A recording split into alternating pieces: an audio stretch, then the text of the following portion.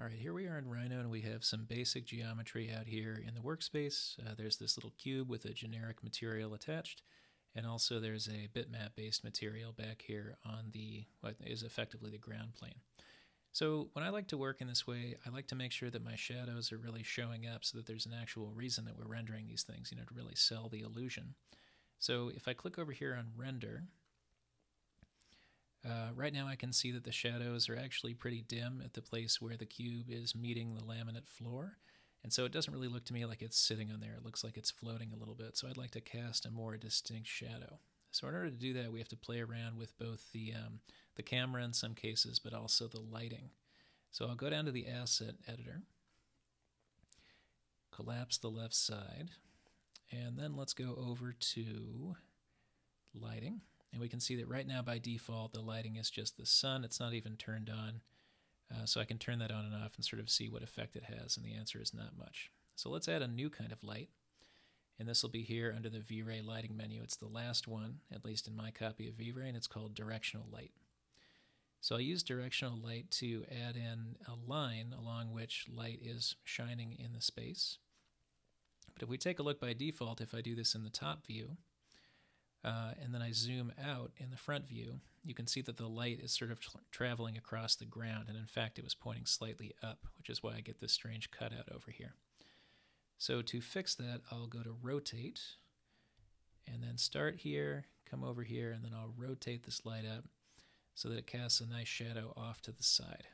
So you can see in my perspective preview, things look pretty good, but now the render looks totally crazy in the live render window. So let's get in there and fix that. I'll open up the Asset Editor again, come back down to Directional Light, and one thing I can check on is does it matter whether the sun is on or off, and honestly it doesn't seem to matter much at all. The next thing I can mess around with is the intensity of the directional light, which starts out at 100. So if I bump this down to say 50, it doesn't seem to do much, so let's really bump it down to maybe 2. Okay, so that starts to be a step in the right direction, so I can still see that shadow projecting out, but I get a lot more in my background. Let me put this up around 5 so you can really see the effect of what happens next. Okay, so directional light's at 5. Now if I turn on the sun, still not too much of an effect, so it doesn't really matter what we do with that at the moment. Another thing I can play with here is the shadow radius. So you can see the edge of that shadow is maybe a little too distinct. So as I bump that up, that's going to be sort of the radius for the blur, and that's going to soften that shadow edge to make it look more realistic. Finally, I'm going to go over here to the Gear and Settings in the Asset Editor, and I'll head down to the Camera Breakout.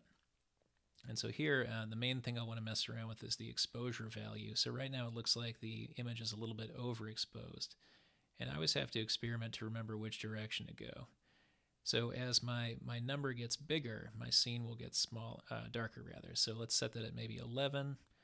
Still a little too dark. I'll set it at 10. Maybe a little too light. So something right in the middle, like 10.5, should be pretty good. Okay, now after you've done all that, you may find, for example, you can see here that the way in which the purple cube is illuminated is still a little bit unrealistic because it's just that the color is so flat on both these sides. So it may make sense for us to add additional lights, bring back in the sunlight, mess with its intensity, and so forth, but at least this should get you started in terms of building the correct lighting in a scene before rendering it.